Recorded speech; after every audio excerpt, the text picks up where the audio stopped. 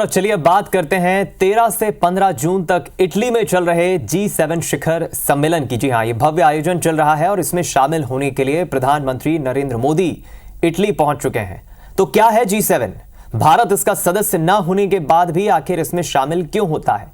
इस बार G7 की बैठक में क्या हो सकते हैं चर्चा के विषय? G7 शिखर सम्मेलन से जुड़ी तमाम जानकारी देंगे आपको इस खास सेगमेंट में।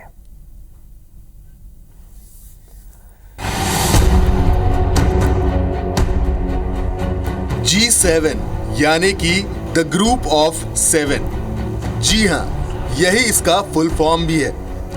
G7 दुनिया की 7 सबसे बड़ी उन्नत अर्थव्यवस्थाओं का एक संगठन है जो वैश्विक व्यापार और अंतर्राष्ट्रीय वित्तीय प्रणाली को कंट्रोल करती है। बात इसमें शामिल देशों की करें तो इसमें Canada, France, Germany, Italy, Japan, United kingdom और यूएसए शामिल हैं। 2024 का G7 शिखर सम्मेलन 13 से 15 जून तक इटली के अपुलिया में आयोजित किया जा रहा है। वहीं इस वर्ष G7 की अध्यक्षता इटली के पास है। एक रिपोर्ट के मुताबिक यह पहला प्रमुख अंतर्राष्ट्रीय मंच होगा जिसकी मेजबानी इटली की प्राइम मिनिस्टर जॉर्जिया मेलोनी करेंगी।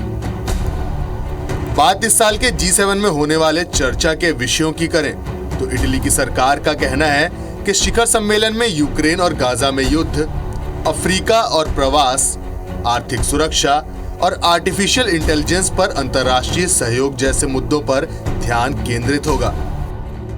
वहीं भारत G7 का सदस्य नहीं होने के बावजूद इसमें शामिल होता है।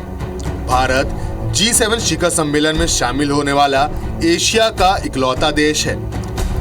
तो इसी से अंदाजा लगाया जा सकता है कि अंतर्राष्ट्रीय स्तर पर भारत की साख कितनी मजबूत है। प्रधानमंत्री नरेंद्र मोदी G7 शिखर सम्मेलन में शामिल होने के लिए इटली पहुंचे हैं। लगातार तीसरी बार प्रधानमंत्री का पद संभालने के बाद पीएम मोदी का यह पहला विदेश दौरा है। बता दें कि इटली ने भारत को 50वें G7 शिखर सम्मेलन में आउटरीच देश के रूप में भाग लेने के लिए आमंत्रित किया था। यह 11वीं बार है जब भारत को G7 सम्मेलन में आमंत्रित किया गया और यह 5वीं बार है जब पीएम मोदी ने इसमें भाग लिया। तो G7 में शामिल नहीं होने वाले देशों में रूस और चाइना का नाम भी आता है।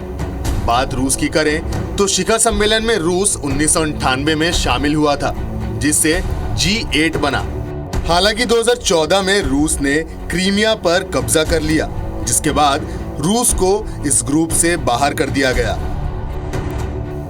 वहीं चीन अपनी बड़ी अर्थव्यवस्था और दुनिया की दूसरी सबसे बड़ी आबादी होने के बावजूद कभी इसका सदस्य नहीं रहा। इसकी वजह है पर कैपिटा इनकम का निम्न स्तर होना, जिससे G7 सदस्यों की तरह उन्नत अर्थव्यवस्था के रूप में चीन को नहीं देखा जाता है। रूस और चाइना विकसित और विकासशील देशों के G20 समूह में शामिल हैं। Bureau report IBC 24। तो प्रधानमंत्री नरेंद्र मोदी गुरुवार देर रात G7 समिट के लिए शामिल होने के लिए इटली पहुंचे और उनका प्लेन रात 3:30 बजे अपुलिया के ब्रिंडसी एयरपोर्ट पर लैंड हुआ। यहां प्रधानमंत्री ने फ्रांस के राष्ट्रपति इमैनुअल मैक्रों, ब्रिटेन के प्रधानमंत्री ऋषि सुनक और यूक्रेनी राष्ट्रपति ज़ेलेंस्की से मुलाकात की। उन्होंने दोनों नेताओं को गले लगाया। इसके बाद उनके बीच बैठक हुई, चर्चा हुई। तीसरी बार भारत का प्रधानमंत्री बनने के बाद यह नरेंद्र मोदी का पहला विदेश दौरा है। मोदी ने एक पोस्ट में लिखा कि G7 समिट में हिस्सा लेने के लिए इटली पहुंच गया हूं। विश्व नेताओं के साथ सार्थक चर्चा में शामिल होने के लिए उत्सुक हूं।